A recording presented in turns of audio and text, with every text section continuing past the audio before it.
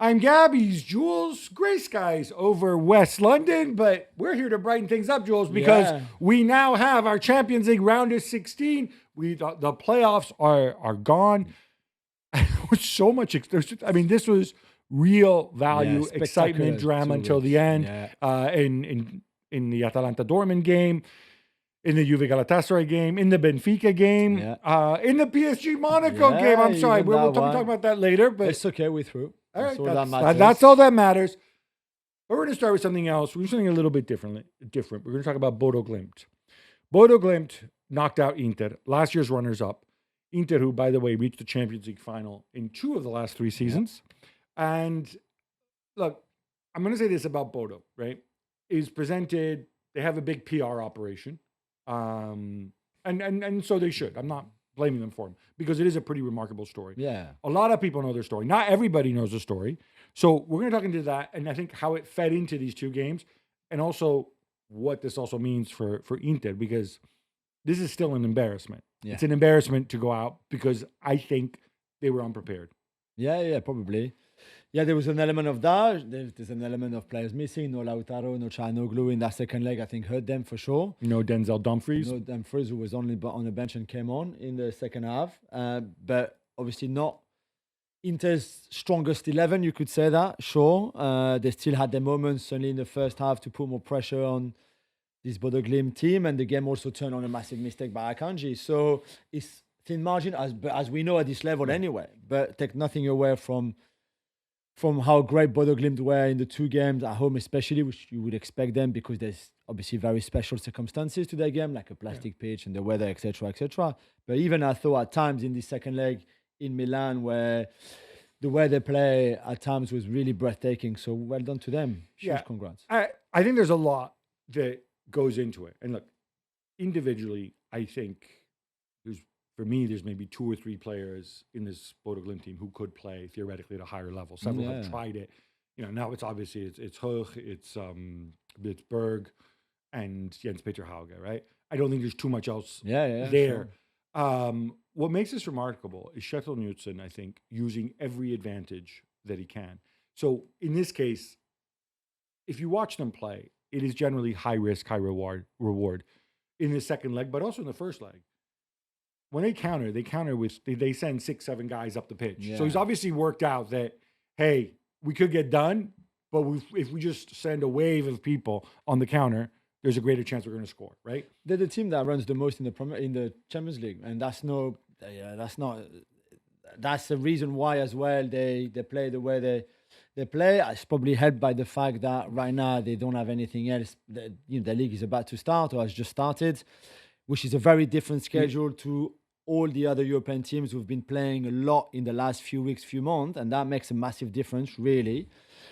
But still, a team that is capable of playing with 65% of the ball domestically in their own league, and yet reverse to a complete different tactic and style and game plan in the Champions League with only 35% of the ball is a very special team. It's not easy to do that, and they don't do it because they're forced to. They do it because it's their choice, and it's the game plan from Knutsen, who took over 10 years ago when they were about to be relegated, and now has taken them to a Champions League last 16. Was it 10 years ago? I thought it was 2018. Okay, maybe wrong. This is how you adjust a team. This is coaching. And you can say he has the luxury of time and they have the luxury of time to be fit and fresh. And I'm not saying, like, if you ask a footballer, would you rather play regularly or what about ring rust and whatever? They've played 4 games. But I think in their case, the fact that they've got they had the time off at the end of the Norwegian season, where, by the way, they did not win the title. They're Norwich champions. They've managed to really top up physically. Yeah. And they managed to train, because you watch them play, it looks almost automatic, the movements. Yeah. So they're really, really well coached. They've taken it on board. All that said, this is an embarrassment. It is. For Inter. There's no 2 ways about it. The absentees cannot be an excuse. I was thinking about the fine margins that you said. Nicolò Barella did make the point about, well, if Bastoni doesn't push Florian Wirtz in the 90th minute, I know, but then no, but with ifs, as you always say, like, oh, absolutely. But I think it's a reminder that we don't need to make massive sweeping statements because the margins are so fine. Yeah, sure. We can look at mistakes that were made, and Inter certainly made a bunch over the 2 legs, and they're paying the price, and they paid the price for it, and Bodo are deservedly through. Jules, let's look at the inquest here from Inter because you know the numbers say I don't know if I think it was like 30 shots on goal, something ridiculous like that. Yeah. A lot of those were not high quality chances. So if you look at the XG, it's not that great. Equally, the XG is also blown apart by Akanji's mistake, and then the guy scores from 2 meters out. So we always bring up XG, we believe in XG, but it has to be contextualized. Yeah. So the question is, what does this mean for Inter and for I thought they were super positive after the first leg, and I know it was a defeat, 2 goals margin, and it's good to be positive because there's always a second leg, and they hit the woodwork twice. Yeah, true. And there's always a second leg, and it's at home, but I still thought I'm not saying they took it for granted, the fact that they would just come back and win and qualify, but they looked very confident for me, after that first leg to start with. I'm not too sure what Kivu did in that game where you were okay in the first half, I thought, but not brilliant either. And yeah, the Fratesi header, okay. There's a couple of other good opportunities, but I thought he lacked a little bit of something else. And I wonder if Sucic, for example, should have started maybe, if you could have done something a little bit different than just keeping it the way it was, because he was clearly thinking like, yeah, we're going to put pressure, and at some point they will crack. And then once we score once, we're going to score 2 and 3 and we're going to qualify, not thinking that you could also make a mistake like Akanji did and then would make things even more difficult. So it's not even so much the fact that you didn't qualify, it's the fact that you even lost that game. Because you could look at Juve, for example, who will have probably a very different feel after being knocked out than Inter would have, I think. And that's what bothers me. And they will be champions. They're 10 points clear. Nobody's going to catch them in the league. And yeah. But on this, I was very disappointing. Yeah, I would tend to agree. I think it makes a lot of difference when you score first, right? So, I mean, they put up a yellow ball in front of the goal. If you score after 5 minutes, that also gives you a boost. Yeah. They kept creating chances. DiMarco all over the place. I mean, he had a tremendous chance. It was great, yeah. They could have scored 4 or 5, right, if those chances got in, but they didn't, and you can't rely on that. And I also don't want to over-egg the fact that, the second goal from Evian is phenomenal. Incredible. I don't think that guy's ever going to score a goal like that ever again. Yeah. And it was a garbage time goal and whatever, right? And the Akanji mistake, but mistakes happen. I think there are some slightly uncomfortable realities with Inter right now. One is that Barella is a shadow of the player he was a year ago. Mm-hmm. And in a game like this, when you don't have Çalhanoğlu, and you have sort of Barella at half service, I don't mind the Fratesi for his energy. Yeah. But you're right. Maybe Sucic for Barella could have been, but it would have been a huge call. Yeah, sure. But isn't that the kind of game where you have to make huge calls because there's so much at stake? Or really, see, I struggle with this, right? On the one hand, I take your point, right? There's a lot at stake, so let's make a huge call. On the other hand, if you have confidence in your players, if you're saying, we lost the first leg, but one of the goals was a result of an absurd mistake, and we hit the woodwork twice, and we certainly had enough chances. Let's go out. Obviously, there's no Lautaro, but we have Thuram and Esposito up front.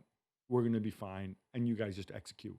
And then you run the risk that you don't execute, right? As opposed to if you make too radical a change, that also shows, I think, a lack of faith in the players. So I think it's kind of 6 of one, 1/2 dozen of another. In terms of Kivu, I remind people, the guys had, half a season as a manager before this one? They're 10 points clear to the top. They play good football. People always do this, look, they're getting older, you're an older team. They're not. I think they've actually managed to rejuvenate a little bit. Yeah, of course. Boni, Luis Enrique, Sucic. And that was Esposito. Esposito is a big investment as well. Yeah, Bisek's not old. There's more rebuilding to do with that squad, right? From Sommer to probably another centre-back. I think Sommer definitely, another centre-back probably, although I suspect they'll probably try to go and do it, do another sort of a Akanji Pavardi type deal and get an older guy. Çalhanoğlu. Çalhanoğlu, I think, is the big one. So Çalhanoğlu is not that old. He's 31. No, yeah. Right? So But you he can wanted get to leave last. Remember all the thing between him and Lautaro, the Club World Cup Yeah. last summer. that is one to monitor. If he wants to go, and if he has somebody who will take him, you have to think in terms of that. And that's not an easy one to resolve. Zielinski's filled in for him. He's done okay. I just don't know that Zielinski has the heft that Çalhanoğlu does. No, yeah. Zielinski to me is somebody who operates. I've got great players around me, and I agree. And he's been up and down. So, but Mkhitaryan as well. It's probably time for him to go. Yeah, I mean Mkhitaryan He's a squad player, but at some point, even those squad players. Yeah, there certainly are people, but in terms of the key men, for me, the biggest thing is let's get Barella back on track. Yeah. Fratesi, I assume, is going to go because nobody seems to like him. But, I think the basis is there. I think they can win the Coppa Italia. They're certainly well placed for that as well, which normally I wouldn't care about, but it is a domestic double. Is good. Yeah. That's not a bad thing, and you're heading in the right direction. I think there are lessons though to be learned here. On Bodo, yeah. All right, let's remind people. I went on Google Maps, and I Google Earth is one of my passions. I waste so much time on this, and so yes, they're north of the Arctic Circle. It's a town of just over 8,000 people. Yeah. So their stadium is very small. I'm assuming not everybody. It's like a League One stadium, right? Yeah. If you live in England. I think it's around 10,000. There's talk of expanding it. Now, if you look at that part, and I invite everybody to go on Google Earth because this is kind of a cool thing to do. It's not like, oh look, we're from a little small town, but there's a big town next to it. Like the people are like, oh, Villarreal, look, a town of 20,000. Yeah, and then you got Castellón, 150,000 people next door. It's kind of the towns nearby are really far away, in the middle of and they're nowhere, tiny. Yeah. So they've kind of managed to capture that whole sort of western part of Norway. Yeah. And people drive hours and hours to get there. I think that part is definitely a cool part of the story. People talked about the recruitment. There are some tremendous individual stories. The goalkeeper, of course, was somebody who, I think when he was very young, he was at Chelsea, at trials, different places. He was highly rated. He struggled. He wasn't good. He was ready to pack it in and give up football. I think he was going to go to university. This was only like 5 years ago, I think. And now look at him now, made some big saves. Bringing back Hauge and Hogue, people are like, it's not necessarily brilliant recruitment. All right, you went to bigger clubs elsewhere. Those players wanted to come back anyway. I think it's also because Bodo Glimt can probably pay them maybe not as much as Hauge was making at Milan or Eintracht, but not that far off either. Norway's a wealthy country, right? It is interesting that, correct me if I'm wrong, I believe they're all Norwegian or certainly Scandi looking. Pretty much, yeah. That part's cool. There's an argument there about the cohesion that they've built. They have a culture coach, for example, who works only. The whole aim of his job is to get this team gelling and together. That's all he does. There's a story that they're very big about. Yeah, you said on the mental side. They got a guy. This as the story goes, and this gets to turn into legend a little bit, and it's always good to be cynical, but I think it's an impressive tale. They got this guy to come in who was a former Norwegian Air Force pilot who talked about the culture coach, and he is the culture coach. Yeah. Him, Oh, I thought he just came in to talk to them. No, yeah, it's him. He works for the club every day, and that's what he does. He's a bit of a psychologist as well, but that mental side of it, all being together, the togetherness, all that kind of things is big. And I guess you think outside of the box a little bit because you don't have probably the resources that big clubs in Europe have. I mean, yesterday, the team on Tuesday, that squad that went to Milan is worth 57 million euros. The Inter Milan squad is worth 650 million euros. So it doesn't mean that you're going to lose every time or win every time. That's not what I'm saying. But in what they have to use, that's why they're also thinking a bit more outside of the box maybe than bigger clubs in Europe. Yeah, and I think using, when in terms of technical ability, you're going to be behind. I mean, in terms of individual technical ability, yeah, of course. When I look at the 36 teams, and I've kind of forgotten some of the crappy ones who went out early, but even just the knockout stages, even the ones we've seen in the playoffs, I mean, Karabakh are a more technically gifted team than this, in my view. Yeah. This team are better all in coached. all, They're maybe, more yeah. athletic, but it's close, yeah? Yeah. I mean, and yet that they can achieve this through tactics, through cohesion, through physicality. And like you said, that when they play domestically, they are the Real Madrid. So they have, I mean, that Real Madrid not the best example right now. But they're the dominant team. So they have 65% possession. What's interesting as well is they didn't win any of their first 6 games in the league phase, for example. Yeah. And they were out. At that point, they were not even in top 24. The win against City at home is the big turning point. Then the win at Atletico Madrid in game week 7 and 8 made them almost miraculously qualify in the top 24. And now, I mean, it's City or Sporting for them in the last 16. If they draw City, I don't think they go through. I'll be honest here. I don't think they can beat City over 2 legs. They can't do it again. If they draw Sporting, that means you will have one of Sporting or Bodo Glimt in the quarterfinal of the Champions League, which is super cool. A lot of people love that stuff. And I think they'll probably be Sporting, even with the second leg in Portugal, over the 2 legs. Yeah, it's going to be a fascinating clash with Sporting. What I would say, if it is Sporting, if Sporting do their homework, they're the kind of team that can go and, I think, blunt this kind of thing. Because it doesn't, like I said, it's high risk, high reward.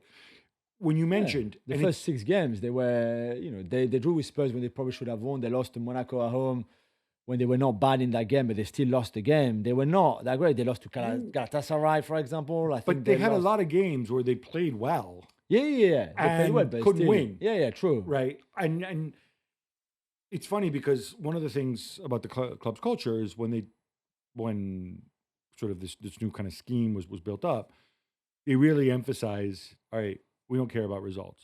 We just care about performance, right? And they really drilled it into the players. Yeah. And I think that is part of the reason why they were able to go and turn it around at the end. All those games when they were dropping points, but generally performing well, they already had drilled into them. No, we believe in performance, not results, right? And so the results will come if we continue the performance. And yeah, I think it's whenever somebody does something new in football, we love it, right? Yeah. So there's to finish it off, I've got a quiz question for you, Gabby. It's one that I think you will know the answer. So Inter, obviously finalist, runners-up last season, not making it to last 16. I think that happened only twice in the history of the Champions League itself. And the 2 English clubs. I've given you too many clues now. So either the winner or the runners-up, one of the 2 finalists, the following season, so straight after they reached the final, didn't make it to the last 16. So I basically out in the group stages. All right. One you know really well, and you're probably there. Well, so I'm assuming Chelsea's won. 2012, and then this is slightly cheating because only 4 English clubs have won the Champions League. Right? Yeah, but you have to give me so you can't just name them. So Chelsea 2012. Yes, obviously. after that was the year that was the Di Robbie D year. Yeah, Robbie D. And the other one, which I think the year after or the year before. Sorry, the year before. So that's a massive clue. Year before 20, so that would have been 2011. Yeah. Who was the final in that? Barcelona against. Oh, finally, it's Manchester United. Yeah, and then they didn't make it after that, the season after that. So it's rare. I'm not saying that it's that bad on Inter, but it's really rare. Oh, and Spurs fans, I forgot. I said only 4 teams have been in the Champions League final for the Premier League. I'm sorry, I forgot you. But honestly, you probably don't want to remember that game anyway.